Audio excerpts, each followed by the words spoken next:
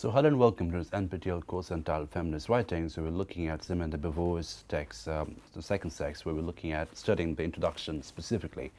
So we'll just take off from where we ended last time, and Beauvoir talks about how there are other situations where certain groups are marginalized, discriminated, harassed, exploited, but then they have been able to move on from there, retaliate with proper organizational potential, organizational strategies, etc. And she's inquiring why that never happened with women. So how is it that women have always been subjugated and exploited by men? And unlike the blacks, unlike the colonial natives, they've never been able to retaliate as an organized force. And she's sort of looking at the reasons which may have informed this inability to a certain extent. So we'll just move on from that section and we'll see what she talks about in terms of the reasons that may have gone into this lack of retaliation. So this is page 18, which should be on your screen, where Beauvoir says, the reason for this is that women lack concrete means of organizing themselves into a unit, which can stand face to face with a correlative unit. So the whole point of being able to stand as an organized unit is something which has happened historically in other human situations such as imperialism, racism, etc., or ethnic violence, where certain groups are organized together and retaliated against the oppressor. But it hasn't happened historically for women, and that's something Beauvoir is not just lamenting, but also pointing out for us. They have no past, no history, no religion of their own, and they have no solidarity, no such solidarity of work and interest as that of the proletariat. So the other demography that she had studied already is how the proletariat stood up against the bourgeois, or stood up against Tsarist fascism, in the case of Russia, Tsarist control, Tsarist terrorism, and how the Bolshevik party in Russia was formed as a retaliation against the Tsar. But she's saying, Beauvoir, quite interestingly, that in all these situations they've had something common religion, common language, some common unit, some common institution, which helped to solidify or consolidate the retaliation to a large extent. But there is no such organized religion, there is no such solidarity of work and interest as that of the proletariat. They're not even promiscuously herded together in a way that creates community feeling among American Negroes, the ghetto Jews, the workers of St. Denis, or the factory hands of Renault. So she's given examples of different demographies, so people are put together almost violently, ghettoed together. The word ghetto obviously carries a lot of political connotations, where people are put together, made to live together in units in situations which are not really desirable. But out of that undesirable situation, there is a desired production of solidarity which happens. And that's something which never happened with women, because they've never been put together in such conditions. They always co-inhabited spaces with men and been marginalized by men in those co-inhabited spaces. And it's exactly what she says.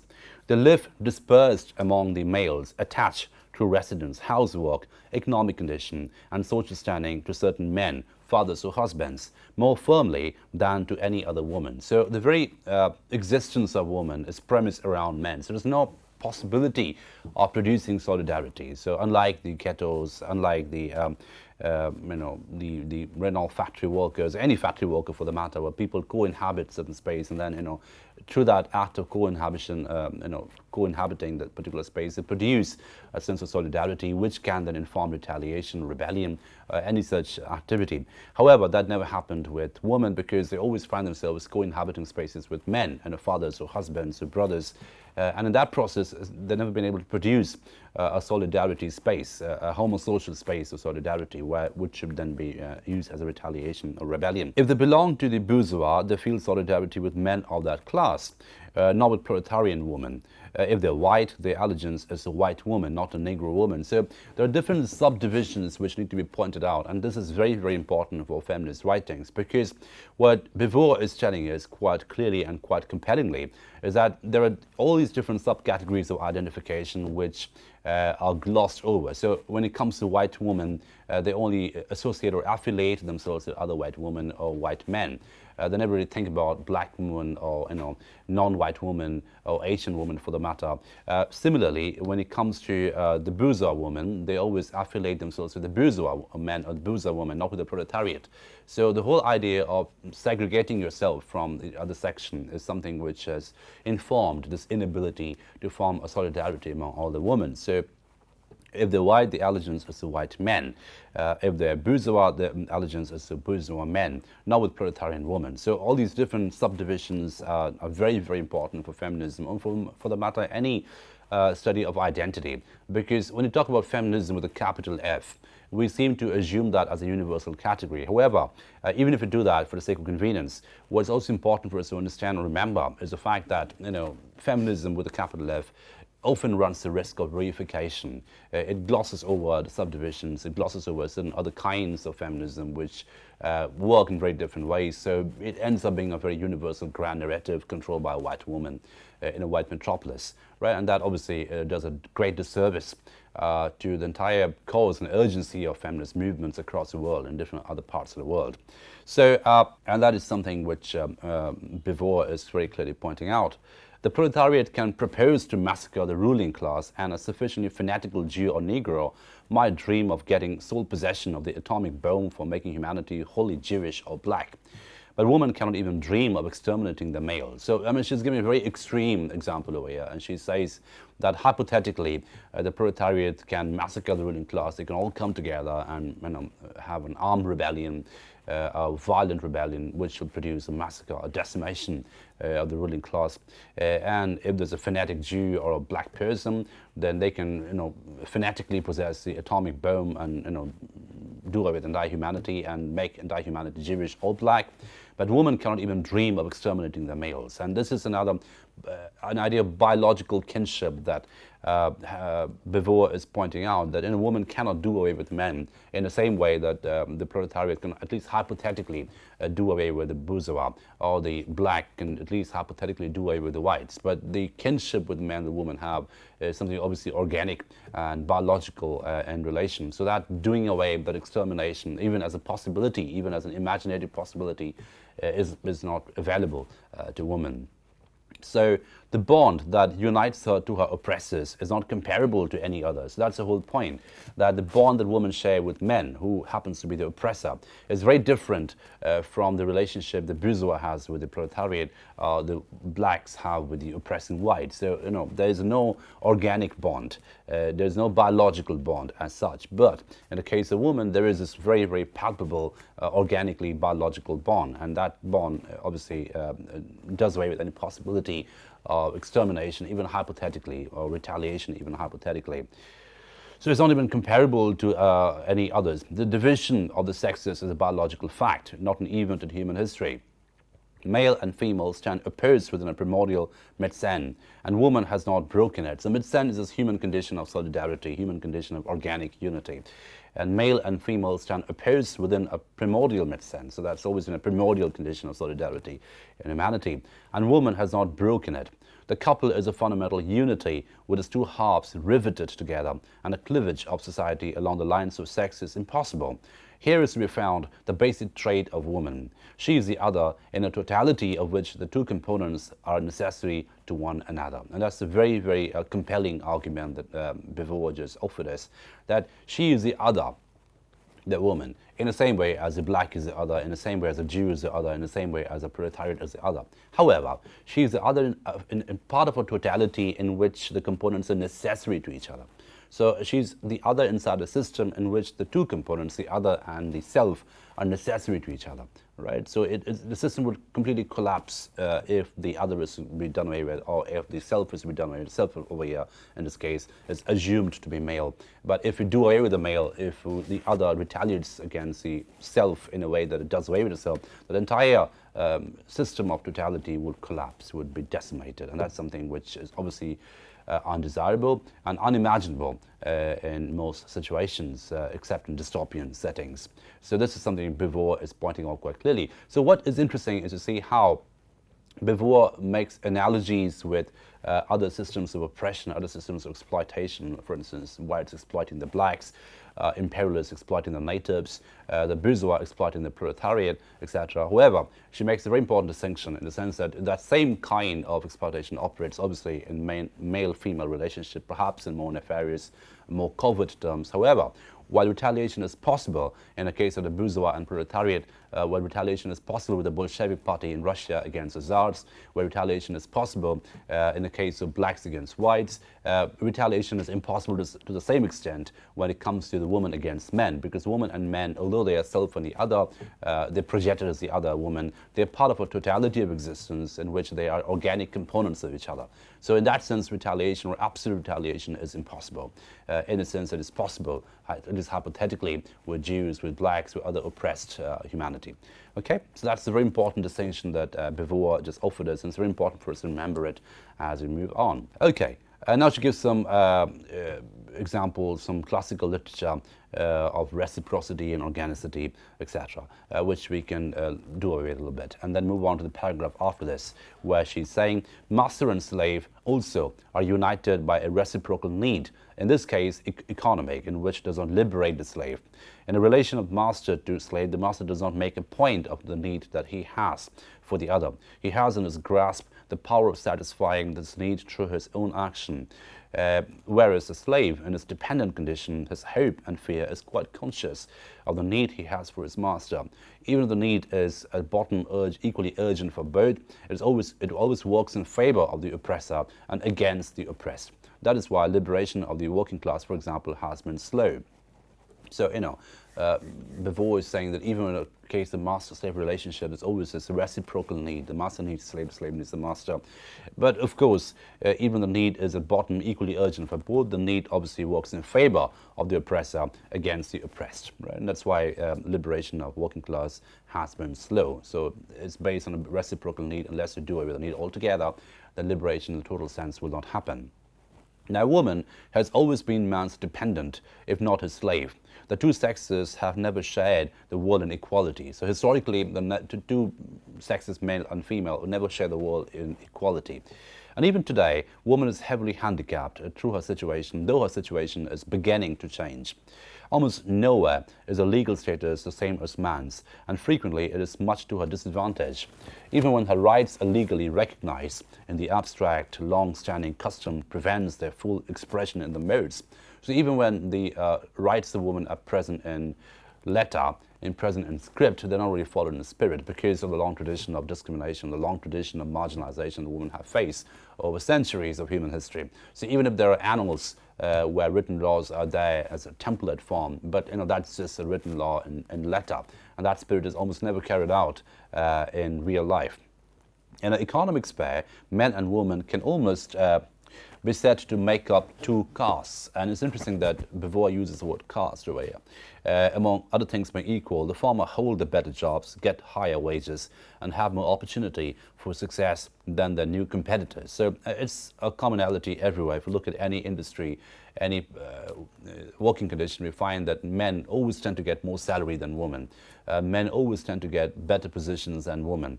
For sometimes equal jobs, they get paid more, they get more privileges, etc.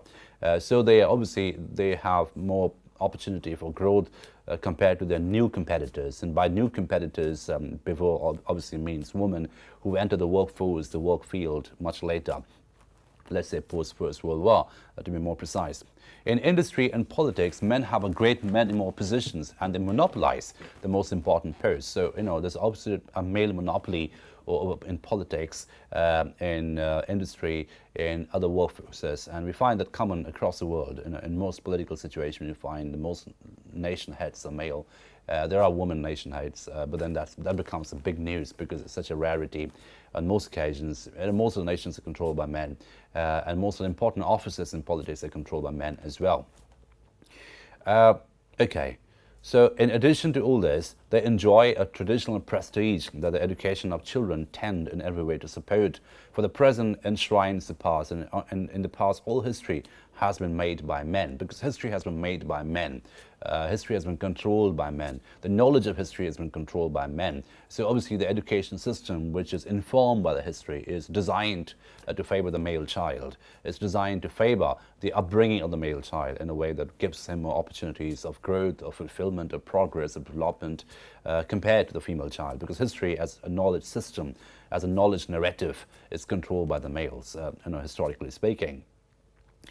At the present time, when women are beginning to take part in the affairs of the world, it is still a world that belongs to men. So it's still controlled by men, even when women are beginning to partake of it, even when women are beginning to enjoy certain positions of privilege, it still belongs to men overall.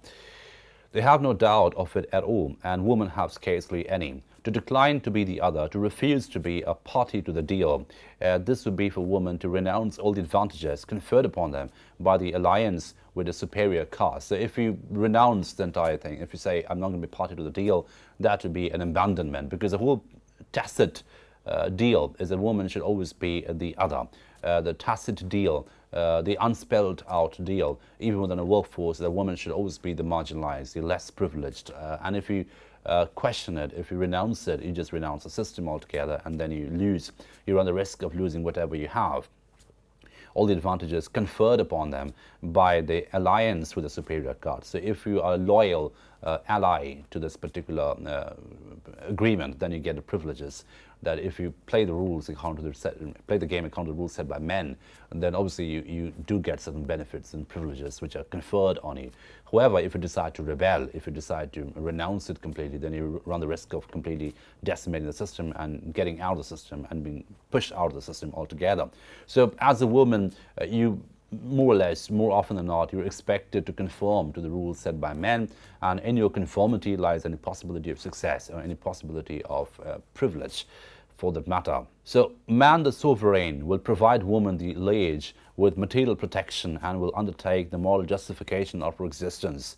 Thus she can evade at once both economic risk and a metaphysical risk of a liberty in which ends and aims must be contrived without assistance. Indeed, along with the ethical urge of each individual to affirm its subjective existence, there is also the temptation to forego liberty and become a thing, right? So becoming a thing, of course, is becoming non-human, becoming unrecognized as a human. Forego liberty and become a thing. So, if you forego liberty, if you forego agency in the proper sense of the word, you become a commodity inside a male system of domination. Right, so that's the ethical dilemma sometimes which comes, with the negotiation as a woman in a manly workforce, in a manly field of work, where you are always running the risk of becoming a commodity, you're always running the risk of becoming an agency-less entity, an agency-less human being, for that matter. Okay, this is an inauspicious road. For who takes it, he who takes it, passive, lost, ruined, becomes henceforth the creator of another's will. So you just become a puppet in another's will. Frustrated in its transcendence and deprived of every value. But it's an easy road. On it one avoids the strain invoked in undertaking an authentic existence. So it's a very important problem that Beauvoir is setting up, because on one hand you have it's bifurcation, it's a forking out of two roads. So one road, you lose your agency, you lose your liberty, you just become a commodity, you play the game according to the rules set by men, you forego liberty, you forego true agency. But then if you follow the road, it does have privileges, it does confer you privileges for obeying the grand narrative, for being loyal to the grand narrative, and you get rewarded for loyalty, etc. However, if you take the other road, which is the road of agency, true liberation, true free spirit, and a refusal to conform to the male domination system, then that becomes a very strenuous journey, a very stressful journey. Why stressful? Because the other is one avoids the strain of undertaking an authentic existence. So that other road will involve taking an authentic existence, and obviously authenticity and agency are very, very they're acquired things, especially for a woman. If you're authentically agentic in quality, you have to acquire it to a lot of hard work. And so the road that is taken, the confirmation road that is taken, will relieve you of the stress of agency and authenticity. You're just supposed to follow and conform to the rules set by men. But if you take the other road of authenticity and agency, that's a more stressful road, because you have to completely and constantly and consistently rebel and reject and refuse and retaliate and retort against the rules set by men. So that's the spatial map that Beauvoir points out for us. Okay, so the easy road is a confirmation road, because if one takes it, one avoids the strain involved in undertaking an authentic existence. So when man makes the woman the other, he may then expect her to manifest deep-seated tendencies towards complicity. So this is a very important phrase, deep-seated tendencies towards complicity. So what does that mean? It means you internalize the superiority of men. You internalize, you just don't subscribe, you just don't believe in it, you internalize it, just so you stop questioning it. So if you internalize something, if you interpolate it into something, that means you start conforming to it unquestionably, you start consuming it unquestionably, you become a consumer. Not just a colluder, you become a consumer. You internalize it almost as if you're breathing oxygen. It's part of your system, it's part of your biological system. That belief of man's superiority becomes part of your biological system. So tendencies towards complicity, deep-seated tendencies towards complicity. Thus, woman may fail to lay claim to the status of subject because she lacks definite resources, because she feels the necessary bond that ties her to man regardless of reciprocity, and because she's often very well pleased with her role as the other. So there's always, so this is a very important argument that Beauvoir is making, where she says that there are pleasures as well, there are advantages as well if you become the other, if you're happy to be the other, if you comply and conform towards the possibility of becoming an other. Because, there are privileges, there are rewards, there are perks given to you by men, given to you by your oppressor, if you make the oppressor happy, if you comply to the rules of the oppressor. Okay, so there are, she's often very pleased with her role as the other. So it's not really, othering is not necessarily a displeasurable thing. It's not something which will harass you all the time. It's not something which will abandon you all the time. So if you follow the rules, if you follow the game and according to the rules of the men, then men will reward you for compliance. Men will reward you for, conforming to that, and that reward could also produce pleasures. But of course, these are inauthentic pleasures. These are pleasures which are completely non-agentic in quality. You just rewarded for being a loyal servant, and that's about it. But it will be asked at once, how did it all begin? So now Beauvoir tried to historicize this oppression, this system of domination. How did this all begin? It's easy to see that the duality of the sexes, like any duality, gives rise to conflict. And doubtless the winner will assume the status of absolute. But why should man have won from the start? So what was the inception point? What was the starting point for this kind of oppression, for this kind of a system? It seems possible that women could have won the victory, or the outcome, or the conflict might never have been decided. How is it that the world has always belonged to the men, and how things have begun to change only recently? Is this change a good thing? Will it bring about an equal sharing of the world between men and women? So these are questions which are historical, which are existential, which are philosophical in quality, where Beauvoir is saying, how did this happen? How did this world belong to men in the first place? What were the historical and material processes which informed this decision, which informed this bias, this phallogocentric bias, whereby women are always marginalized, men are always controlling the world, men are always controlling the future of the world in terms of rules and regulations, etc. And she says that it seems possible that women could have won the victory. It is possible that maybe women could have won the victory and it would have been a woman's world. So what went wrong? Or that the outcome of the conflict might never have been decided. So, if there was a conflict between men and women, it is perfectly possible that the outcome of the conflict was never decided. So how was it decided to be in favor of the men? What happened? So how is it the world has always belonged to the men and things have begun to change only recently? Is this change a good thing? Will it bring about an equal sharing of the world between men and women? So these are certain questions, questions about the future, questions from the past, questions about the present that Beauvoir is placing in front of us. These questions are not new, and they have often been answered, but the very fact that woman is the other tends to cast suspicion upon all the justifications that men have ever been able to provide for it. These have all too evidently been dictated by men's interests. A little-known feminist of the 17th century, Pauline de la Barre, put it this way: all that has been written about women by men should be suspect, for the men are at once judge and party to the lawsuit. So, this is a very interesting allusion to a 17th century feminist, Pauline de la Barre, who puts it that everything that's been written by women have been written by men, so that should be suspected, that should be, put under a scanner, a suspicious scanner, because it's men playing the judge as well as the jury, at once the judge and party to the lawsuit. So it's obviously a very unequal kind of, a very biased kind of a narrative. Everywhere, at all times, the males have displayed the satisfaction and feeling that they are the lords of creation. Blessed be God that he did not make me a woman, says the Jews in the morning prayers, while their wives pray on a note of resignation. Blessed be the Lord who created me according to his will. So you find that almost all religions, almost all religious rhetoric are very, very phallogocentric in quality, male-centric in quality. So phallogocentric is obviously a combination of phallocentric and logocentric. Phallo, male, logo, logic, male logic put together.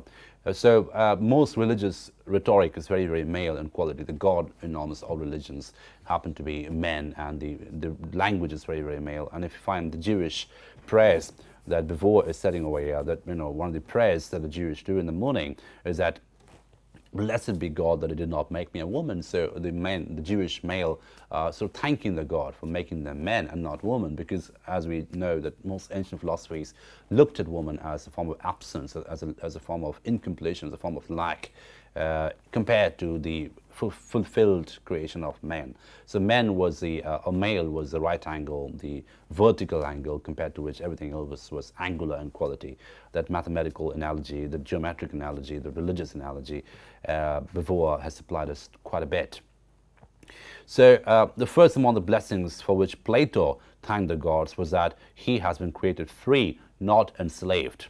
And second, a man, not a woman. So even Plato invoked when he prayed to God that, first of all, I'm thankful to the God for making me a free citizen and not a slave, and secondly, for making me a male and not a woman.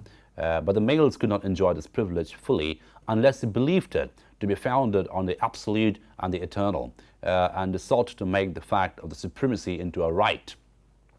So this is a very important point that Beauvoir is making, that how does a belief system, how does an irrational belief system become justified through different kinds of instruments of education, science, technology, mathematics, philosophy, politics, etc., which are all geared towards making this into some kind of a law, some kind of a truism for that matter. So males could not enjoy the privilege fully unless they believed it to be founded on the absolute and eternal. They sought to make it the fact of supremacy into a right. So the fact of supremacy, or rather the desire of supremacy, was converted into a right by the men. And how did this right come into being? The rights came into being through different discursive systems, through different discursive investments, including education, religion, language, culture, social practices, war, of course, politics. So all these different discursive systems, or all these different discursive apparatus combined together to produce this into, or convert this belief in supremacy into a right, into a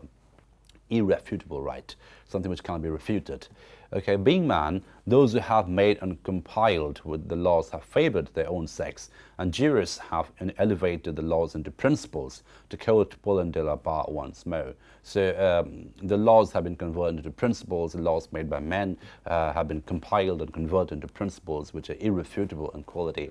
And of course, once you make something irrefutable through scientific systems, mathematical systems, of course, we all know by now how science, mathematics, logic, this can be very, very biased in quality. This can have agenda, covert agenda in quality, in terms of making something supreme compared to the other, in terms of making something elevated compared to the other. Once we know that, then we realize that these are all very discursive phenomena. So being men, those who have made and compiled the laws have favored their own sex.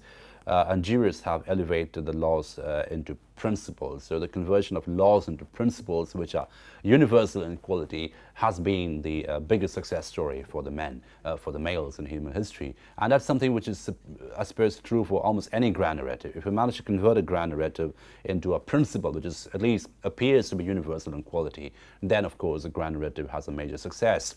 It becomes a major thing which is consumed and internalized innately by everyone. So internalization is a very important factor, a very important activity which feminism questions and unpacks all the time.